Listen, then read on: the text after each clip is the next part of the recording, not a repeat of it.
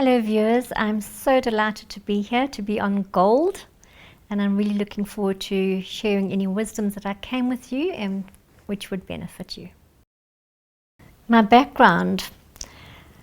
There's a often misperception and assumptions made that I come from wealth and have a silver spoon in my mouth when I was born, but that's completely not true. So as a little 7-year-old, my parents immigrated to South Africa from Edinburgh, Scotland, and I arrived here in the country, and my goal for myself when I got to high school was to do medicine, to become a doctor. And when it came down to all the application forms being submitted and whatnot, there was obviously money to pay. And my dad, wonderful man, not worldly, he had not provided an education fund or saved. So I needed to get a bursary in order to do medicine. And I very happily filled in all the application forms and sent them off. And it was the Chamber of Mines bursary. And obviously there was a lot of applicants from across all the mining groups. And I got into the top 30, which was an achievement in itself. And they only awarded 5. And it was 1976. So the 5 scholarships, bursaries, went to 5 white males. And I think that was just a sign of the times, the white male supremacy. And it's the first time that I ever saw my father cry, because he realized, and I can understand now, there was shame that he was feeling in not being able to provide for me to actually do what I saw was my passion, was to do medicine. And I remember comforting my dad and saying, "Dad, don't worry, we'll make another plan." And I entered the nursing profession.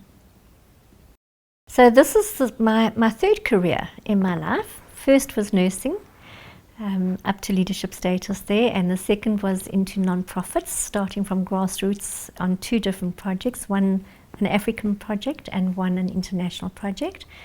And then I decided, I had always informally coached and mentored, and I decided it was time to formalize that and make a career for myself with coaching and mentoring and helping people to realize their true potential and empower them, having learned from my early, don't really want to say mistakes, my lessons that I learned from, and helping people who feel that they're stuck wherever they might be, or there's a challenge or an issue or a decision they need to make, and to helping them to make a difference in their lives and getting them unstuck to their next step in their professions or their personal lives. But it's all about empowering them to true potential. I've always been known to be kind. In fact, my daughter tells me I'm too kind. And kindness can sometimes be perceived as a weakness, and yet it's actually a very gentle strength that one does have. And there's actually a lovely saying, and that is that cruelty can be expected from the weak, but only the strong are kind. So I've always had this kindness, and it's always been about serving, like entering a service profession. If I had been able to get the bursary to do medicine, I would have been in the service profession of medicine. I decided to enter to do nursing, and then to enter non-profit organizations where we were saving children's lives that had cardiac problems, and then on to coaching, where I can make a difference using my wisdom and experience that I've gained over the past 35 years that I've been working, and taking people to getting that unstuckness to help them to move forward and to make good decisions, and decisions that are aligned, because sometimes we think we want to do something, but our heart may not be in it. And then we don't know what action to take. So you've heard these expressions, my heart's not in it, or my gut is telling me. So it's also bringing alignment as to what are we thinking, what are we feeling, and what is it that we want to do. So also helping people to find their purpose in life, because I've definitely lived a life of purpose. Meeting Madiba. So the first time that I ever met Madiba, he had come to the hospital that I was working at the time to undergo some oncology treatment. And I was given the privilege of being the person to meet and greet him and lead him into the center. And as he stepped out the car, I didn't realize how tall he was actually, because he's a tall man. And I said, he took my hand and I shook it and I said, "Such an honor to meet you." And he said, "Oh no, my dear, the honor's all mine." And I just thought, wow, the humility. And he was late for his appointment because stopped to greet every single person in the waiting room, which is natural. That's what he does. And then that was 1999. And then I had the privilege of being asked to lead the Walter Sisulu Pediatric Cardiac Foundation, of which he was the patron. So I was really fortunate to have tea with him twice a year, very often accompanied by Albertina Sisulu. And this was after Walter Sisulu's death in 2003. And what I loved is he was so real and so authentic. And every time we walked into his office to have the tea, he had a big picture of Walter Sisulu on his wall, a big photograph. And Walter, as you know, was his mentor and walked the journey with him. And he would always say, "Oh, I see Walter is with us today." And it was just so lovely, you know. And then also the stories of the struggle, the stories of what he personally had been through, also with Albertina's history and her sharing with me. She was a nurse in her profession, and so we had a resonance there with me being a nurse too. And then that was my role, to actually raise money and educate on the continent as well as locally to save children with cardiac defects that would otherwise die, and also to do training throughout Africa so that we could elevate the quality of care in Africa, and education of nurses as to how can they nurse pediatric children with cardiac diseases. So one of the big private hospital groups had asked the Sisulu family if they could use the name Walter Sisulu after his passing. And they did a big launch. It was going to be around children. It was going to be around heart disease because it's non-communicable, so it's not common that a lot of funds were being spent on this. They were being spent on the AIDS and the TB and the malaria, etc. And I was approached because of all of my past history of pediatric intensive care, and I had always marketed and written newsletters and done interviews and things like that, because that was my passion and interest. I loved to tell the stories and do the connection and initiate mother support groups and things like that. And with that combination, I guess, of my qualities, I was then approached to be asked if I would head up the organization, which had already been launched. And I accepted it because it just spoke to everything that I love. It spoke to the being of service to saving lives, giving hope and saving lives to cardiac children who would otherwise die, because our waiting lists were 300 long in those days. And on the continent of Africa, so if they were lucky to be diagnosed, they would then reach out for help. But often they were misdiagnosed or they were undiagnosed and added to the infant mortality rate. But I accepted because I just love it's not just about the IQ, it's also about the emotional intelligence and also about the spiritual intelligence. And all of those three things came together for me to be able to step into that role. It took a lot of courage because I'd never fundraised before other than raising money on a golf day. And now it was going to cost us a lot of money to save these children if we were bringing them off the public sector waiting list and into a private sector so that they could get their hearts fixed quicker. And that's what sold me, and just the history and the service, the servant leadership role. And it challenged me because I had to be stretched out of my comfort zone in the fundraising. I also had to devise a strategy as to how were we going to do the fundraising, who were we approaching, how could I get this money in, and then also how are we going to get the children to us and be part of their journey from the time I made contact with them to the time that they were discharged, and then doing follow-up. And what followed on from there was doing education and training, making training accessible for doctors and nurses from Africa to come down to South Africa, but always with the goal of, and so very, very well supported by the Sisulu family, was also to engage with our public sector hospitals, build really good relationship management, to help them to build their capacity so they could also operate on more children and I did that. It was wonderful. It was a wonderful journey. I did that for almost 9 years, taking them from grassroots to an international level, because I had formed partnerships. I had a partnership with our then South African ambassador to the United States, to the High Commissioner in London, South African High Commissioner in London, and also through a United Nations contact, Princess Haya, the second princess of Dubai, had let it be known that she would like to have tea with Madiba. And so my contact reached out to me, and I facilitated that tea, made it organized, but there was a price to pay because I needed the money. I needed the money not for me, I needed the money to save more children.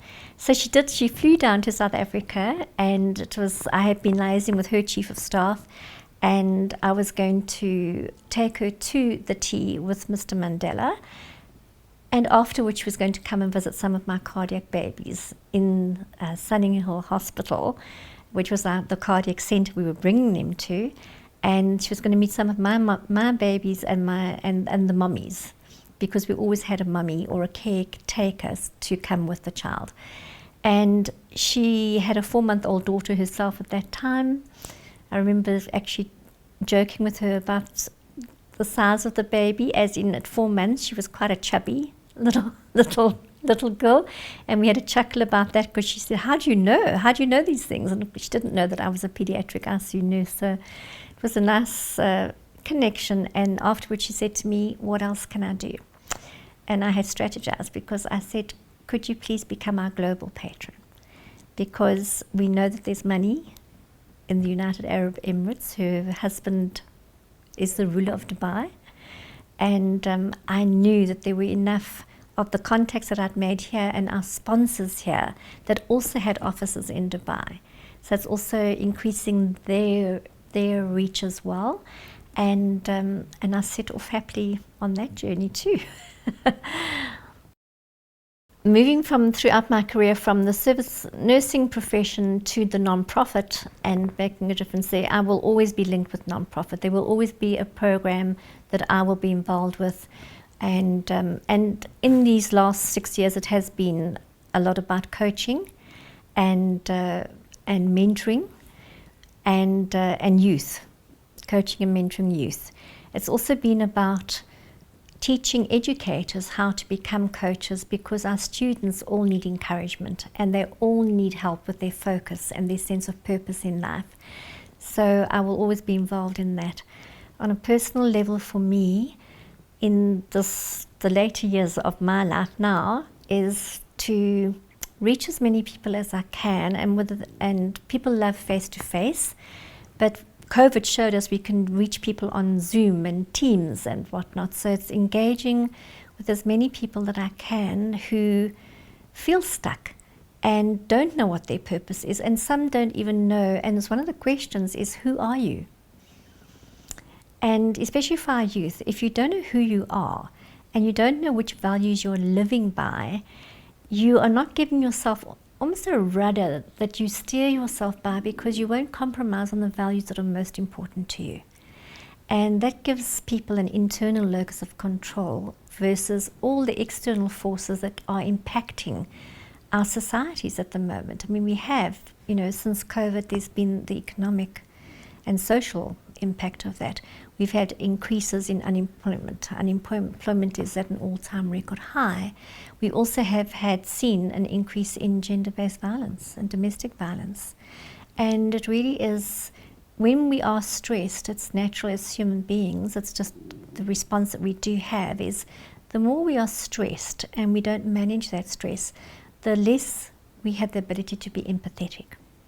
So my goal, and especially the way leadership, or what I believe and I subscribe to what leadership needs in this day and age, is to become more connected with their teams and their employees, to make them feel more valued and seen and heard. So it's about inclusivity, it's about embracing diversity, and it's also about becoming empathetic leaders, as it can't just all be about profit. We talk about the triple bottom line of people, planet, profit. It's driven a lot of leaders into this fear-driven base of, will my company survive? Will my business survive? and the horrible task of having to downsize, retrench. Lots of companies have gone into, let's just work with less hours and we'll have to earn less pay. And a lot of leaders, in my coaching experience over these last, certainly COVID years, but over the last 6 years, has been when a leader, him or herself, is prepared to take a cut and to actually role model the behavior that they would like to see in their executive team and the teams below them, that says a lot. Because we can have values, but if we're not behaving those values or living those values, they're just empty words. So we can say that we are empathetic, we can say we've got integrity, we can say we are people-centered, as much as we're customer-centric if you're selling a product or services, etc. But unless you're actually living those values, they are just the word. 3-minute wisdom to our viewers is based on our stress levels that we know have risen. The suicide rate has risen, the unemployment rate has risen, the gender-based violence has risen. I would say, ask yourself the question, who are you? Who are you truly? Because the more self-aware we are, the more we can actually ask ourselves and get an accurate self-assessment of where we are in our life, the more that leads to being able to be more self-motivated, and you need that self-motivation to become an entrepreneur and find a niche in the market that you can make a difference in, make a living from. It's also about our self-esteem, because I think self-worth and self-esteem, it's a universal issue that's actually been one of the social scientists that I really admire is Dr. Brené Brown, and a lot of her research is around this, am I good enough? And it really is about the more you know yourself, the more you regulate your own behavior, the more you get to know others, because we know others through empathy. We're able to mentally put ourselves into another's shoes. We might not have experienced what they have, but just having that supportive, empathetic ear, sometimes we don't have to take action on behalf of someone else, but just giving them an opportunity to be heard. It makes them feel appreciated, it makes them feel respected. And so getting to know yourself, getting to be able to put yourself in other people's shoes, to be empathetic towards them, that requires us to listen deeply, to understand, not to respond with what we're already thinking going on in our heads as we are listening to their stories and their circumstances, and also to find your purpose in life. And the earlier you can find your purpose in life, the more you'll intentionally set goals for yourself. So if I knew back then what I know now, I realized I could have made many more intentional choices.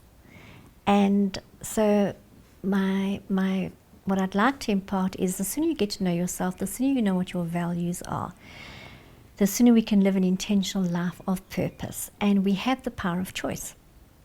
So that's Viktor Frankl's work, and it is about finding meaning, and between any stimulus out there and any response we want to give, there is a gap. And in that gap we can choose joy and we can choose growth. So continually develop yourselves, continuously read, continuously find people who inspire and mentor you. Choose a mentor that can actually really is prepared to be the role of the mentor, which requires investing time. Find yourself a coach if you're feeling stuck, because coaching is about taking you from where you are to where you would like to be. What are your goals? What's your current reality? What's the obstacles in your way, and have you explored as many options as you can? Because often we get blinkered, and we get blinkered in the fear of, can I do this? Am I capable? I don't know what I want to do. How will I know what I want to do? And then planning a way forward as to how you're going to deliver on those goals that you want for yourself. So I'd like to say that if you're going to be mentored, it doesn't have to be, we often put mentors on a pedestal. So they need to be someone in a position of power. They need to be someone who is already a leader and being successful, and they will be our role models. Yes, they can be our role models. However, there are many role models in our communities around us that are accessible to us. without us having to, and even youth and well, anybody in our nation who's unemployed, to actually find someone who will give them the time. It doesn't have to. Sometimes our grandparents and their value system is so profound, and they know their values and they live by their values, that they can be our role models. So if you are you have an opportunity to actually find a mentor that you do admire and you've seen on television or you've heard on the radio, or reach out. Don't hold yourself back, because fear holds us back from reaching out. What's the worst that can happen? The person says no. The person says, I'm too busy, sorry, I can't. But we won't know unless we ask the question. And so often we have a handbrake on ourselves, and it might be the environment we find ourselves in, and especially, there is a prevailing sense of hopelessness amongst our youth, because even if they are educated, jobs are scarce. So to find someone that believes in them, to take them to that next level, and to encourage them, doesn't have to be someone, as I say, that is on a pedestal already, or that society places on pedestals. It can be someone in your local community, like a community leader, or someone in your church. In the world right now, I do believe it's not a pretty picture, but I do believe that there is a growing consciousness and a growing awareness amongst people that they do have the power of choice. And I say that with respect, because we know that there are many nations in the world where human rights are not a priority, and women especially are still suppressed and oppressed. But the more that we can find our voices to speak out, which does take courage, the more we can advocate on our own or our community or our nation's behalf, because there's strength in unity. And we have seen this happening recently, where people in positions of power are ousted, and they're ousted because of the common awareness amongst their people. So if we can grow more of that, if we can also look to every individual, look to their own consciousness as to the values they want to live their life by, choose those values and stick by them, because that's us setting our boundaries of what is acceptable and what can we live with. And the world needs more of that. The world also needs more empathetic leaders. The world needs more love and connection. So for what's already going right in the world, as in the growing awareness and people rising up and speaking out on their own behalf for the better, for their betterment, for better living, better to get alleviation of poverty, to have better education, to have better health systems. I do believe there is a growing consciousness in the world about that, and also about climate change and environment, which is important because this is our planet. If we're not looking after it, what's going to be left for our future generations? What's going wrong in the world? There's a lot, as we know. So in terms of leaders who have got spheres of influence, and every single one of us is a leader, by the way, so even if you're not in a position of leadership or you don't have a title, you are still a leader. And you're either a leader in your family, in your community, amongst your friends. There's spheres of influence. You can be a leader in the workplace and not have the title of CEO. We are all leaders. So what can we do as a collective to actually bring more love and connection and empathy into our workplaces, into our communities, into our families? So for me, it's a good place to start. And there's, as I say, strength in unity. Unity is numbers, people coming collectively around a common cause. And there's a business model that I came to know in 2013, which is take an issue and put it front and center and bring everybody who could actually have we couldn't call them stakeholders, but anybody who has an interest in that issue that can actually speak out and advocate and have a voice. So don't let fear hold you back about what you have to say is unimportant or insignificant. It's not. But we often hold ourselves back because of fear, intimidation, judgment. So I'm going to come back to kindness. The more we can have loving kindness and we just stop judging ourselves and stop judging others, the more we can actually get to this collective consciousness of awareness and kindness and shifting and helping each other up. Giving a hand up, not a hand out. The old adage of, teach someone to fish, they can eat for a day. Give someone a fish they can eat for a day, teach someone to fish they can eat for a lifetime, is all about that. So it's about care, and we speak about, what are we guided by? Faith, hope, and love. And that's certainly what I hold valuable to me, and we need more of that in the world.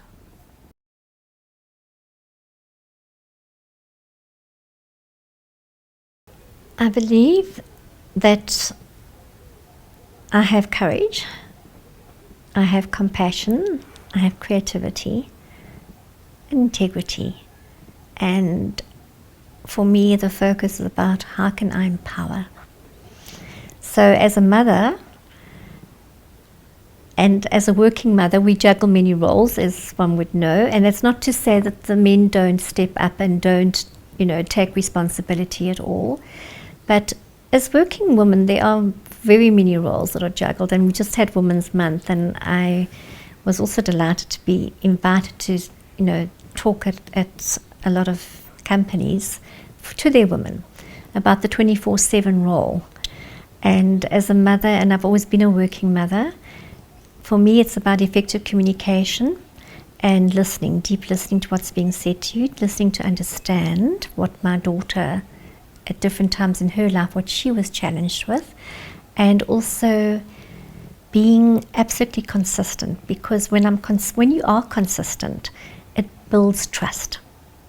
And my daughter trusted me implicitly, because if I said I was going to fetch her from school, and she had to go to school very early. As a working mother, she got dropped off at school even from the time she started school at age 6. She was dropped off early, and she was collected in the afternoon, so she knew. But she never ever doubted that mom would be there, and mom would show up in a certain way. So that also the way that you communicate, because it's not so much what you say, it's how you say it. And when you are saying things, and you can be assertive, and I am an assertive character, although the softness often, people underestimate that because they see the softness and the kindness as weakness. And it's not. And this kindness has served me well as well, because it's a gentle strength that comes through. But it's just letting my daughter know that I've always had her back, and I've always been her biggest champion. And my mother was a role model to me. My mother was a role model in a granny mode or gogo mode to my daughter. And we talk about those family values, and we've carried them on in our family traditionally, because they are core values of keep us grounded, keep us out of ego, keep us humble, and experience an attitude of gratitude, to be grateful for what we have. And sometimes it seems so like, well, what do we have? We've got nothing. But if you go deep within you, you possess you belong to you. And there are qualities inside every single one of us that are treasures, and they're God-given. So let's find those talents, and that's been the encouragement I've given my daughter in her life, and she's turned into a really well-rounded, successful, grounded young woman. For the millennials, there's a lot that gets said about them, as in, they'll stay in a company or in a job for 18 months or 2 years and then they move on. For me, that is, they need to be, in my generation, the baby boomer generation, we would stay in our jobs for years, and our parents would stay for 40 years and get the golden watch. But our millennials do, and is a trend that we are seeing, is that they go to a company, they learn and develop and empower themselves. There's personal development, there's often a lot of professional development that gets poured into them. But they are courageous in that they are not scared to make the change.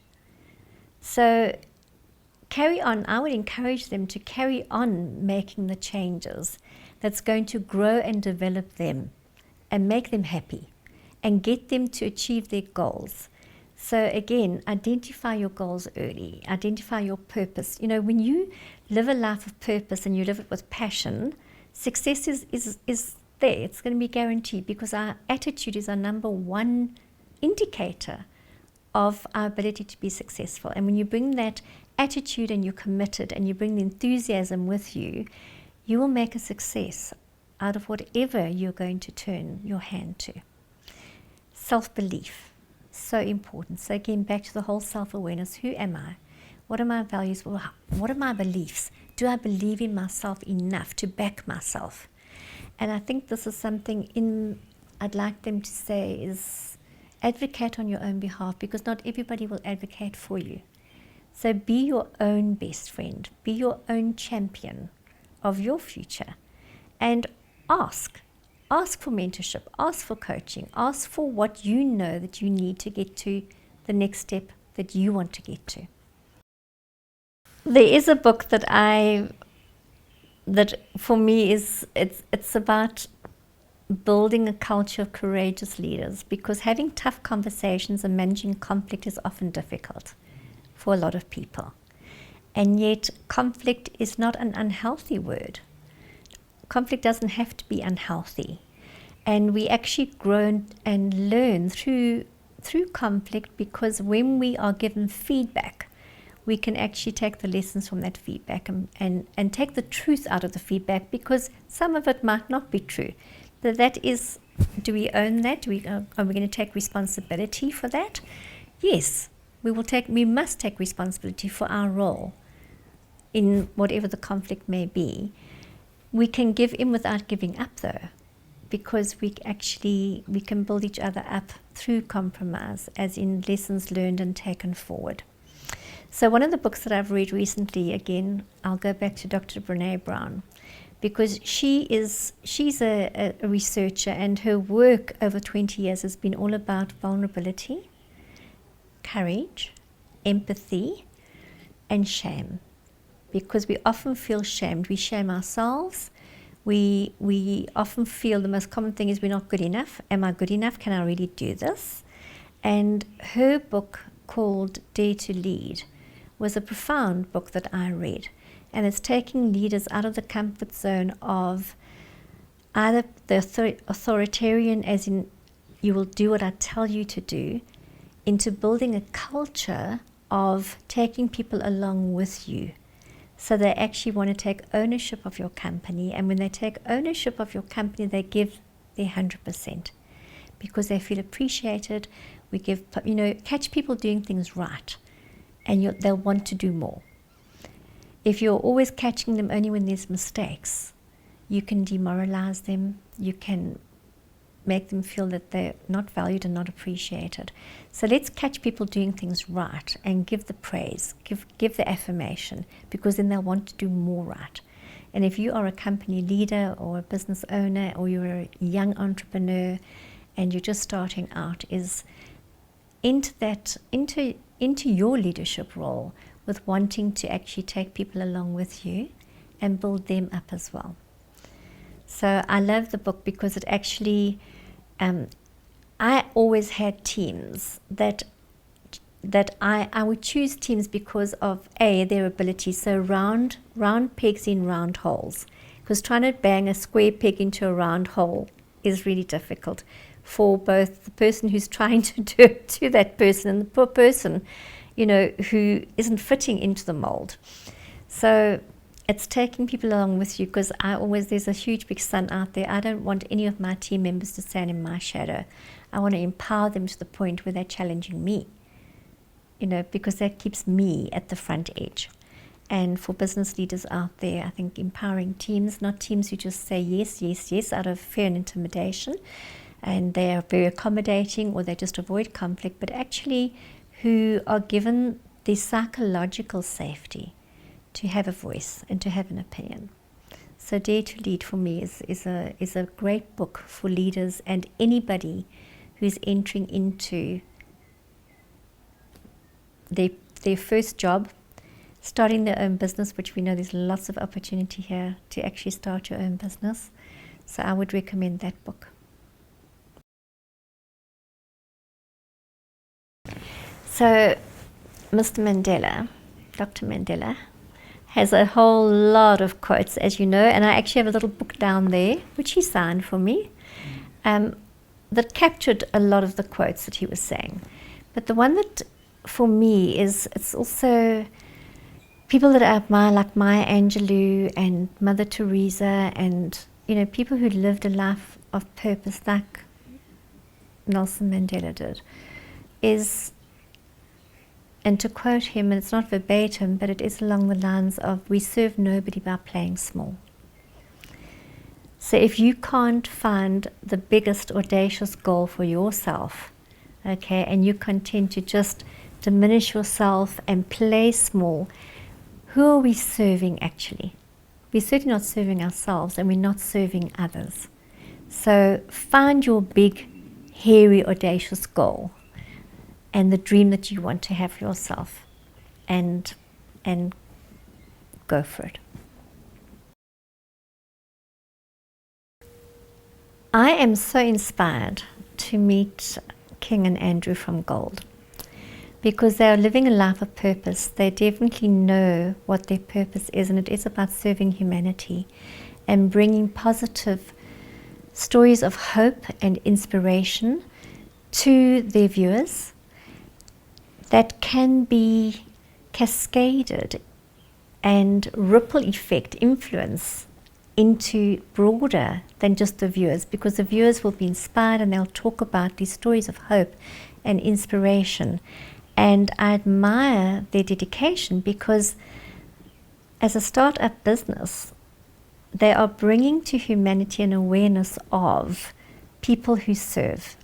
So servant leadership. Okay, and it's all about humility and how we can best serve others. And Mahatma Gandhi's actually got a saying is, we find ourselves by losing ourselves in the service of others. And I do believe that this is what Gold is doing.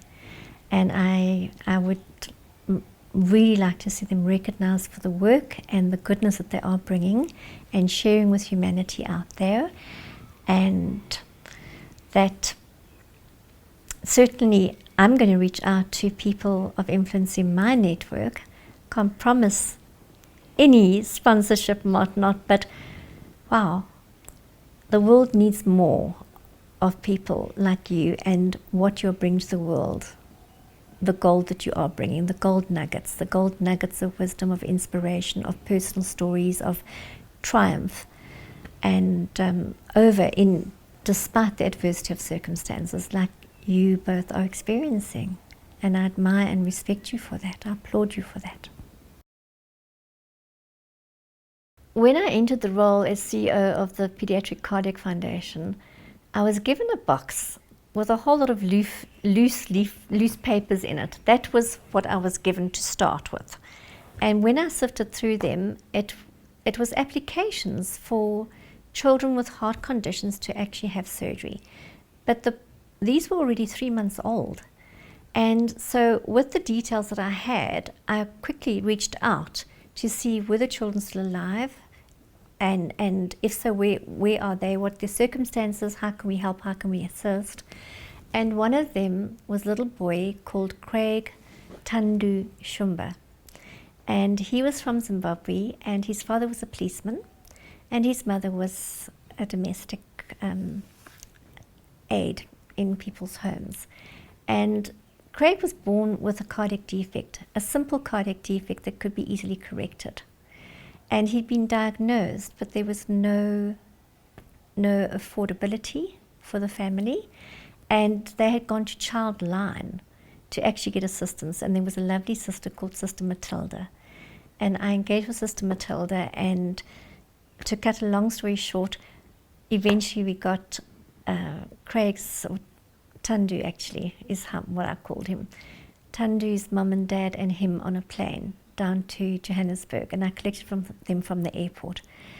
I was absolutely humbled because they had never been out the country, they'd never been on an aeroplane, they'd never travelled to any foreign destination. They came with a suitcase. They had no idea, although I had assured them there would be accommodation and they would be met and greeted and walked through the journey and right through to discharge, and then there would be follow-up. They arrived with a suitcase, and in the suitcase, when I took them to the accommodation that was available at that time, which was within the hospital, they opened the suitcase and this enormous quilt bounced out the suitcase.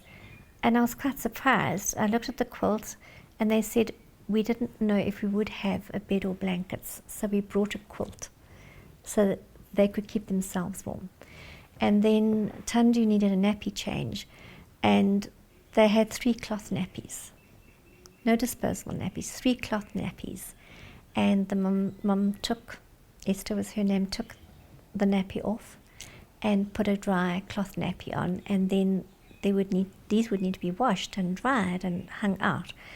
And I was absolutely humbled by their faith, because they had faith in going to an unknown destination to meet an unknown person in the form of me, for their child to undergo an unknown operation that they knew it was to do with the heart, but they didn't know the details of what.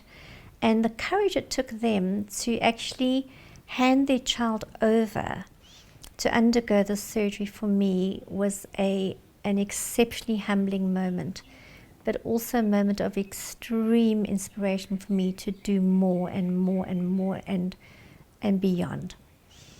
And his story had a very successful outcome. He did have a open heart surgery to correct his defect, and they stayed with us for another week, and then I put them on the plane back home.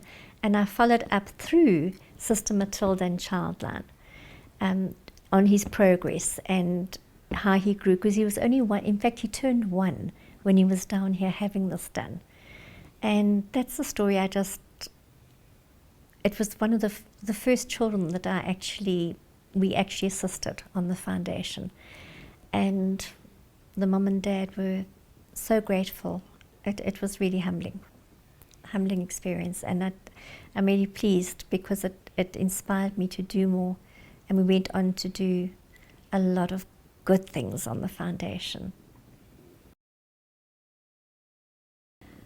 There was a turning point, and that was finding my purpose, because not winning the bursary to go and do medicine, even although I went nursing and I excelled and got all the honours and the prizes and things like that, for a long time in my career it felt that it was never enough for me, because I should have been. So I was comparing myself, and I think I'd like to say to the viewers, don't compare yourself to anybody. Compare yourself only to you, because it took me right through my nursing career, stayed with me right until I became the CEO of the Walter Sisulu Pediatric Cardio Foundation, and I realized if I wasn't doing this work, and if I had become a doctor, would I actually be in the position to do this work? And I realized then, so you didn't become a doctor, Lynda, and you always felt that you had let yourself down because you knew that you were capable of that. But it was also a lesson for me in that, although my father couldn't afford to send me to medical school, I could have reapplied for the same bursary after I had graduated with honours and the gold medal. I could have reapplied for that same bursary. And at that time, I was engaged to be married, and so doing another 7 years to get to medicine and becoming a doctor. So if there's a lesson in that for me is love is so important in our lives, and it's wonderful to be in love and be loved. But don't put your aspirations on hold or give up on them, because it's almost like settling, and you don't want to settle in your life. And so many years later, when I was running the Walter Sisulu Pediatric Cardiac Foundation, it really dawned upon me, is that let me take the lessons learned as it was my choice not to reapply for the bursary, number 1, which I believe I would have got, based on my track history. And secondly, I was living my purpose, even though I didn't have the DR in front of my name. And also, another lesson was all the strategy I was devising and all the success I had in fundraising and relationship management, so that our donors could get the feedback and every cent was accounted for. So they got a complete photojournal feedback of the child and what their sponsorship was spent on, etc. I was often referred to by some of my the doctors on the team as, but what do you know? You're just a nurse. So I want to tell you that no one is just anything. There's no such word as just, because that's diminishing. And so this just a nurse who went on to have an MBA qualification and who raised over 100 million rand that saved 700 babies and children, and went on to be recruited by the largest privately funded non-profit in the world, and then started her own coaching and mentoring company to actually inspire and empower leaders and teams to go from good to great and become high performance. Is we limit ourselves by our own thinking. So please don't limit yourself. Everything and anything is possible. So the viewers of this beautiful program, Gold, the 4 values that I live my life by are having courage and behaving courageously, having compassion, having creativity, as in we don't always get given resources that we need, so how do we creatively create those resources and bring those resources in? And then also, I've got 5 actually, because there's also integrity and empowerment. Empowerment of self, be a continuous learner, be a lifelong learner, because every day we wake up, there's something that we can learn, and we can learn from everybody. And so those are my values that I live my life by, and I would encourage you, question number 1 is ask yourself, who are you? Who are you? If someone had to say to you, who are you? Can you answer that? Let's cut it.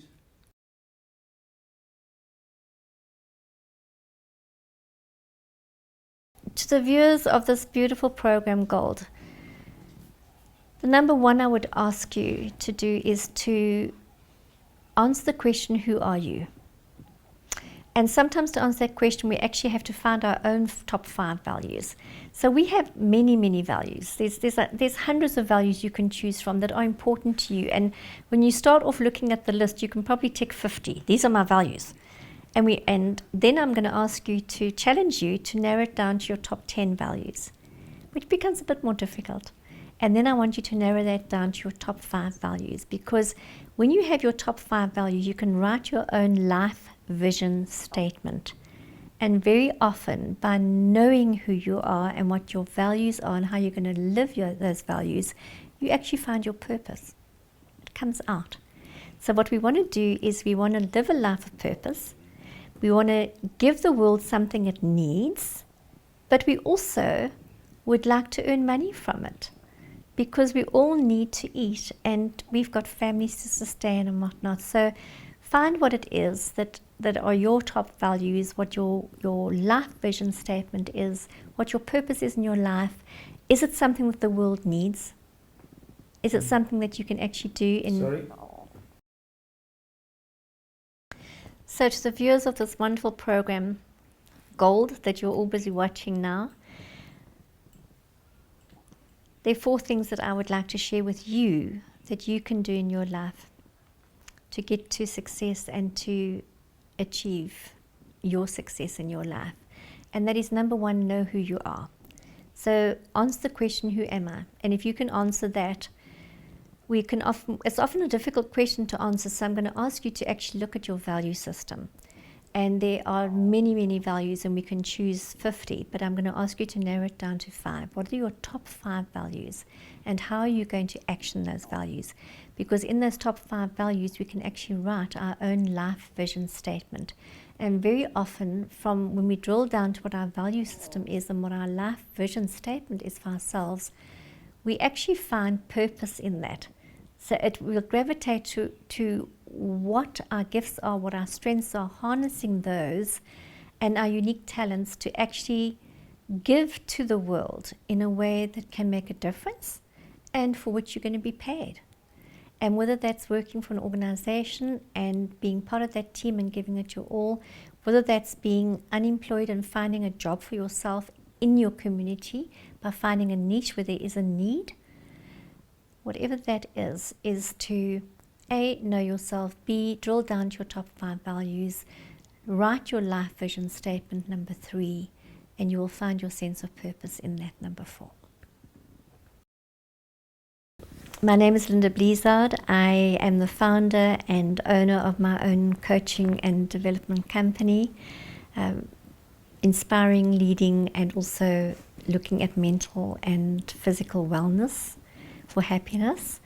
And I'm going to ask you to continue to watch In Gold. It's a great program. They've had a lot of great speakers on the program that are interviewed who've got pearls of wisdom, little nuggets of gold that you can take and you can use in your own lives to actually move forward. So go for gold.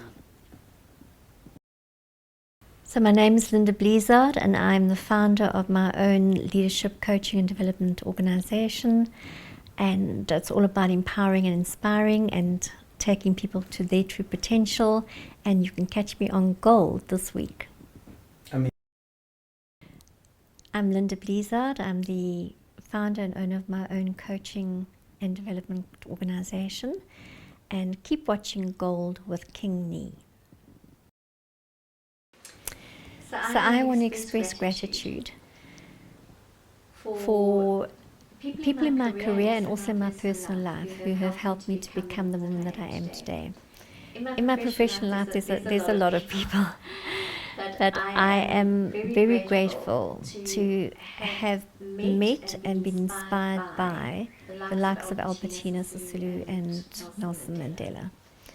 I'm also very grateful, and there are too many to mention, for the people who really believed in me to be able to lead the organization and take it from strength to strength year after year.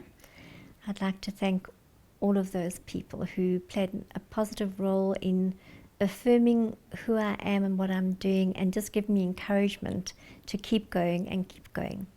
In my personal life, I'd like to thank 3 men who, through relationships that I have had with them, the lessons that they've taught me is to believe in myself and to advocate on my own behalf.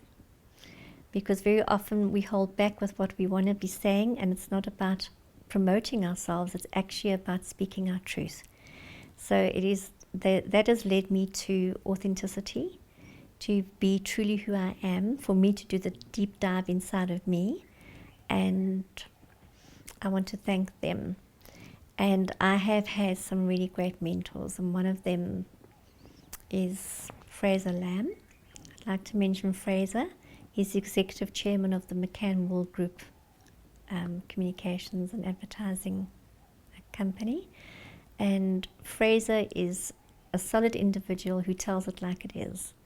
And it's been so refreshing to be mentored by him, because there is real honesty, but with kindness.